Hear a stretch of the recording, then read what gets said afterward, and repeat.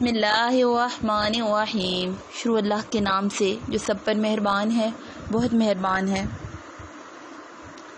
وقالت اليهود ليست النصارى على شيء وقالت النصارى ليست اليهود على شيء وهم يتلون الكتاب كذلك قال الذين لا يعلمون مثل قولهم فالله يحكم بينهم يوم القيامة فيما كانوا فيه يختلفون۔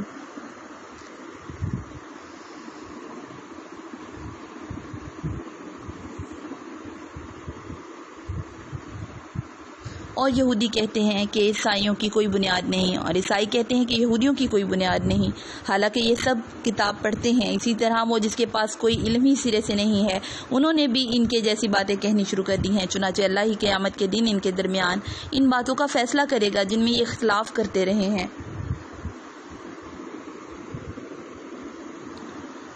وَمَنْ أَظْلَمُ مِمَّنْ مَنَعَ مَسَاجِدَ اللَّهِ أَنْ يُذْكَرَ فِيهَا اسْمُهُ وَسَعَى فِي خَرَابِهَا أُولَئِكَ مَا كَانَ لَهُمْ أَنْ يَدْخُلُوهَا إِلَّا خَائِفِينَ لَهُمْ فِي الدُّنْيَا خِزْيٌ وَلَهُمْ فِي الْآخِرَةِ عَذَابٌ عَظِيمٌ۔ اور اس شخص سے بڑا ظالم کون ہوگا جو اللہ کی مسجدوں پر اس بات کی بندش لگا دے کہ ان میں اللہ کا نام لیا جائے اور ان کو ویران کرنے کی کوشش کرے۔ ایسے لوگوں کو یہ حق نہیں پہنچتا کہ وہ ان میں داخل ہو، مگر ڈرتے ہوئے ایسے لوگوں کے لیے دنیا میں رسوائی ہے اور انہیں کو آخرت میں زبردست عذاب ہوگا۔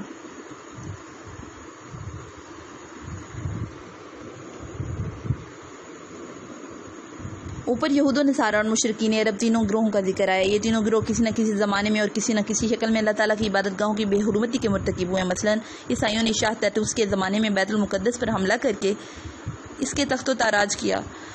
ابراہا نے جو عیسائی ہونے کا مدعی تھا، بیت اللہ پر حملہ کر کے اسے ویران کرنے کی کوشش کی۔ مشرکین مکہ مسلمانوں کو مسجد حرام میں نماز پڑھنے سے روکتے رہے، اور یہودیوں نے بیت اللہ کے تقدس سے انکار کر کے عملاً لوگوں کو اس کی طرف رخ کرنے سے روکا۔ قرآن کریم فرماتا ہے کہ ایک طرف ان میں سے ہر ایک کا دعویٰ یہ ہے کہ تنہا وہی جنت کا حقدار ہے، اور دوسری طرف ان کی حالت یہ ہے کہ وہ اللہ کی عبادت میں رکاوٹ ڈالنے یا عبادت گاہوں کو ویران کرنے کے در پہ رہے ہیں۔ اسی آیت کا اگلا جملہ ذو معنی ہے۔ اس کا ظاہری مطلب یہ ہے کہ حق تو یہ تھا کہ یہ لوگ اللہ کی مسجدوں میں اللہ کا خوف لے کر داخل ہوتے، نہ یہ کہ متکبرانہ انداز میں انہیں ویران کریں یا لوگوں کو وہاں اللہ کی عبادت سے روکیں۔ لیکن ساتھ یہ لطیف اشارہ بھی ہو سکتا ہے کہ عنقریب وہ وقت آنے والا ہے جب یہ متکبر لوگ جو اللہ کی مسجدوں سے لوگوں کو روک رہے ہیں، حق پرستوں کے سامنے ایسے مغلوب ہوں گے کہ انہیں خود ان کی جگہوں پر ڈر ڈر کر داخل ہونا پڑے گا، چنانچہ فتح مکہ کے بعد۔